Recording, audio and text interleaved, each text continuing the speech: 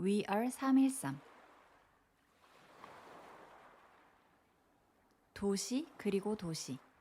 성경 안에는 도시에서 도시로 이동하는 내용이 자주 등장합니다. 아브라함은 갈대아 우르에서 하란으로, 다시 하란에서 가나안으로의 이동을 경험했고, 요셉은 이스라엘에서 이집트로, 모세는 이집트에서 광야를 거쳐 가나안으로 가는 여정을 겪었습니다. 포로기에는 예루살렘에서 바벨론으로 많은 사람들이 이동해야 했던 일도 있었고, 요나는 욥바에서 다시스, 다시 니느웨로 갔다고 기록되어 있기도 하죠. 신약에서도 이러한 이동은 계속됩니다. 예수님은 공생의 기간 동안 한 지역을 기반으로 활동하지 않으시고 여러 지역을 돌아다니셨고, 이후 사도들의 행적도 마찬가지였습니다. 특히 바울은 큰 도시 예루살렘, 안디옥, 로마, 데살로니가, 유럽 등등까지 도시와 도시로의 끊임없는 이동을 중심으로 새로운 하나님의 이야기를 펼쳐나갔습니다. 이 모든 도시들은 당시 교통의 중심지였으며 다양한 사람들이 어울려 사는 국제적인 도시였고, 사람들이 많이 모이는 만큼 교육과 문화가 공존하던 지역들이었습니다. 지금도 도시들은 성장하고 있습니다. 산업혁명의 중심이자 끊임없이 변화하며 성장하고 있으며, 인터넷과 교통망의 발전으로 도시와 도시 간의 연결은 더욱 긴밀해져 가고 있습니다. 서울에 살면서도 런던에서 하는 축구를 실시간으로 관람할 수 있고, 호주에 있는 지인과 영상통화를 할 수 있을 정도로 말이죠. 이렇듯 고대부터 지금까지 도시는 사람, 교통, 돈, 문화, 교육이라는 키워드를 가지고 발전해왔고, 앞으로도 발전해 나갈 것입니다. 이러한 전망은 코로나 이후에도 여전히 마찬가지입니다. 5,000년이 넘는 인류 문명과 도시의 역사를 보면 전염병이 없었던 시기가 없었고, 심각한 전염병으로 도시 전체가 사라지기도 했었지만 결국 인간은 다시 모였고, 도시의 규모는 갈수록 커졌기 때문입니다. 최초의 도시 메소포타미아의 우르크부터 현재의 인구 1,000만 명이 넘게 되기까지 도시는 꾸준하게 성장해왔고, 지금은 전 세계의 인구 절반 이상이 도시에 살고 있기도 합니다. 하지만 도시에는 긍정적인 면만 존재하지는 않습니다. 도시에 촘촘하게 깔려있는 교통망과 밀집된 인구 밀도로 인해 바이러스가 쉽게 전염되고 퍼져나갈 수 있음을 경험했고, 서로 간의 물리적 거리는 가까웠지만 심리적 거리는 멀어졌기 때문입니다. 앞서 하나님의 나라에서 언급했듯 교회 특유의 이분법적 사고는 선과 악이라는 단순한 구조로 도시를 타락해버린 장소, 더 나아가 하나님이 버린 곳 같은 느낌을 받게 만듭니다.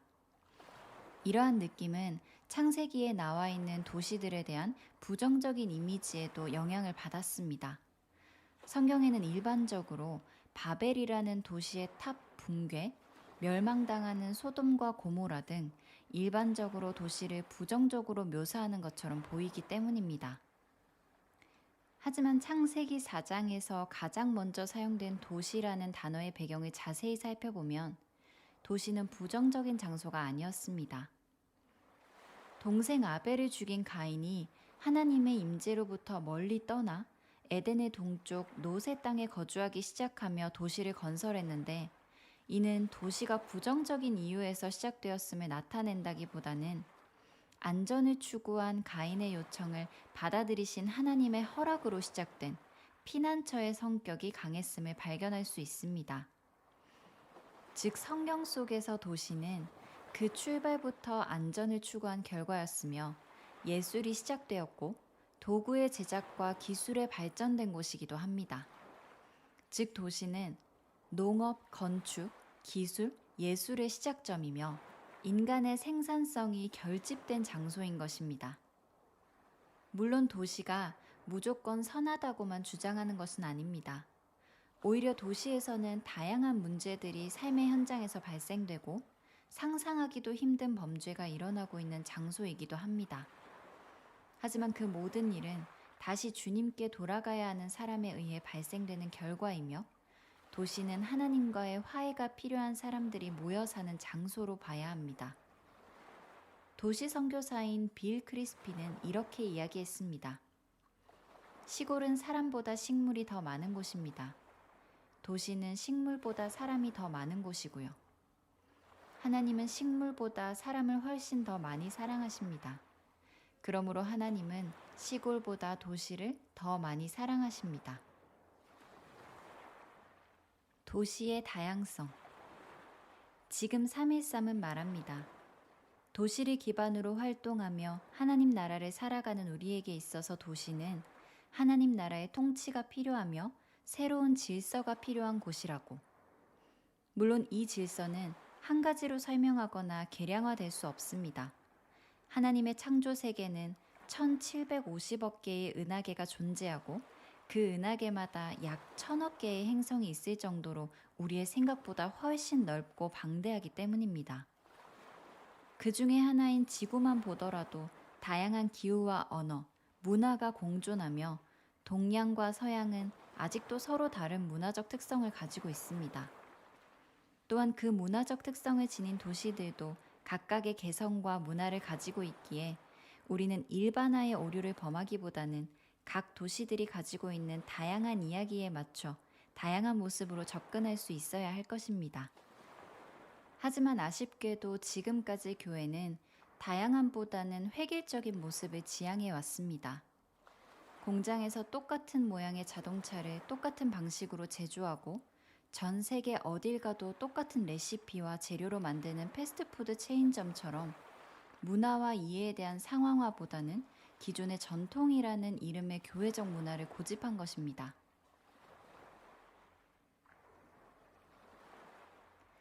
이제는 도시 자체를 이해하고 각 도시의 상황에 맞춘 상황화를 해야 하지 않을까요? 도시의 문화는 시간에 대한 이해, 갈등 해결, 문제 해결, 그리고 심지어 사고하는 방법에까지 영향을 미치기 때문입니다. 상황화는 단순히 성경 교리의 실천적인 적용에 대한 것이 아니라 우리가 살아가고 있는 삶에서 지배적 힘을 발휘하는 사회적 구조와 삶의 방식, 현실과 연결되는 개념들로 교리를 번역하는 것이다. 데이비드 웰스. 한 가지 예를 들어볼까요? 이제는 종교라는 단어 자체가 바울이 살던 시대와는 다른 뜻으로 받아들여집니다. 당시 종교는 정치, 공동체 생활과 더불어 그 종교를 믿는 사람들의 문화를 하나로 결속해주고 그에 속한 구성원들을 그 문화가 섬기는 신과 연결시켜 하나로 묶어주는 사회 문화적인 모든 활동으로 구성되어 있었습니다. 하지만 현대사회는 종교를 문화, 정치, 공동체 생활과 별개로 여기며 신과 관련된 개인의 믿음 및 실천을 뜻하는 개별적인 개념으로 받아들입니다. 바울은 종교를 삶의 모든 영역과 얽혀있는 것으로 보았지만 현대 서구 세계는 삶의 모든 것과 분리된 것으로 보는 것입니다. 도시를 향한 하나님의 마음. 세상을 향한 하나님의 사역은 창조 세계의 다양성을 회복하고 화해를 이루는 것에 초점이 맞추어져 있습니다. 이는 포괄적이고 획일화된 문제 해결 방식과는 다릅니다. 물론 세계적인 프랜차이즈 체인점들처럼 모든 매장의 구조가 같고 레시피와 운영 방식을 동일하게 획일화한다면 더 효율적이고 예측 가능하며 쉬운 통제 방식을 통해 성공과 실패를 계량화하기도 편해질 것입니다. 하지만 하나님의 창조에 내포된 놀라운 다양성에 대해 살펴보면 볼수록 획일화된 교회의 모습은 적절하지 못하다는 생각이 듭니다. 모든 창조 세계를 화해시키는 하나님은 다양성을 무시하지 않으시고 각자가 가진 개성과 다양성에 주목하시며 화해를 이루어 가시는 분이시기 때문입니다. 특별히 이 화해는 하나님과 화해하고 서로 화해하며 이웃과 화해하는 지체들로 이루어진 신앙 공동체를 통해 구체화될 수 있습니다. 그렇기에 우리는 할 수 있는 한 하나님과 화해가 일어나는 복음의 영역 안에 많은 사람들이 포함될 수 있도록 범위를 넓혀가야 합니다. 동시에 모든 사람에게 모든 것을 단번에 전달하는 마법 같은 복음 사역은 불가능하다는 우리의 한계도 인식해야 할 것입니다. 313은 이 복잡한 도시에서의 다양한 사람들을 리드해 하나님 그리고 서로와 복음을 통한 연결을 지향합니다. 이는 도시를 향한 하나님의 마음과 복음을 올바르게 알아서 다양한 상황화가 가능해야만 이룰 수 있는 일입니다. 복음은 크나큰 것이어서 모든 상황에서 가장 적합한 형태로 소통될 수 있다. 복음은 하나의 메시지이지만 결코 단순한 메시지가 아니다. 팀 켈러. 하나의 스마트폰을 분해해보면 수많은 부품들로 연결되어 작동을 하는 것임을 발견할 수 있습니다. 실력 좋은 제조사일수록 더 많고 다양한 스마트폰의 부품을 조율하고 연결하는 능력을 가지고 있음도 파악할 수 있습니다. 이처럼 우리가 살고 있는 도시, 그리고 그 도시와 연결할 복음은 하나로 보이지만 결코 단순하지 않습니다. 그렇기에 복음은 상황화를 통해 도시 문화가 던지는 다양한 질문과 희망, 신념의 답이 될 수 있어야 하며 성경 중심적이지만 현실과 밀접한 연관을 가진 대답을 줄 수 있어야 하는 것입니다. 이것이 313이 도시 속에서 하고 싶은 연결입니다. 이를 정리해보면 다음과 같습니다. 1. 사람들을 하나님께 연결하는 것. 전도와 예배를 통해서. 2. 사람들을 서로에게 연결하는 것. 공동체와 제자도를 통해서. 3. 사람들을 도시에 연결하는 것. 자비와 공의를 통해서. 4. 사람들을 문화에 연결하는 것. 신앙과 직업의 통합을 통해서. 5. 교회와 교회를 연결하는 것. 사역과 비전을 통해서. 복음은 우리가 행하는 무엇이 아니라 우리를 위해서 행해진 무엇입니다. 그렇기에 우리 자신을 위한 도구로서 복음을 사용하지 말아야 합니다. 온전히 복음에 먼저 연결된 우리가 다른 이들과 도시, 그리고 교회를 연결해 나아가야만 합니다. 이 연결에는 제한이 없고 제한을 둘 수도 없습니다. 그렇다면 어떻게 연결할 수 있을까요? 국토의 70%가 산악지대인 우리나라에는 각 지역을 연결하기 위한 다리와 터널이 많이 존재합니다. 다리로 건너갈 수 없는 길들 사이에 더함으로 공간과 공간을 연결한 터널은 건너갈 수 있는 산의 사이를 비움으로 공간과 공간을 연결합니다. 연결을 위해서는 더함과 비움이 필수적이라는 뜻이죠. 우리가 도시에서 하는 모든 연결에 더해야 할 것은 주님의 사랑, 우리의 희생, 우리의 예배입니다. 이 더함은 다리가 되어 세상과 우리를 잇는 연결의 역할을 충분히 감당하게 해줄 것입니다. 반대로 우리가 모든 연결에 비워야 할 것은 우리의 교만, 스스로 만들었던 담벼락, 우리의 편견임을 잊지 말아야 합니다.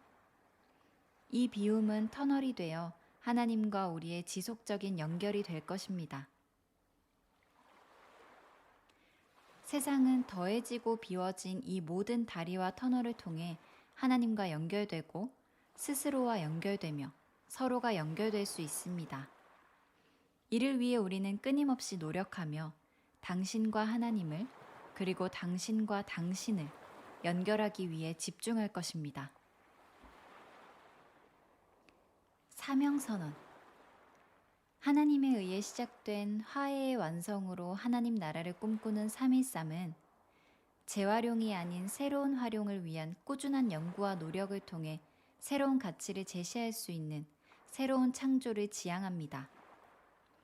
313은 이 새로운 창조를 위해 1. 하나님과 나와 나의 관계 속에서 회복을 이루고 2. 나와 타인들과의 모든 관계를 새롭게 재구성하며 3. 우리가 속해 있는 삶의 영역을 다시 만들 것입니다.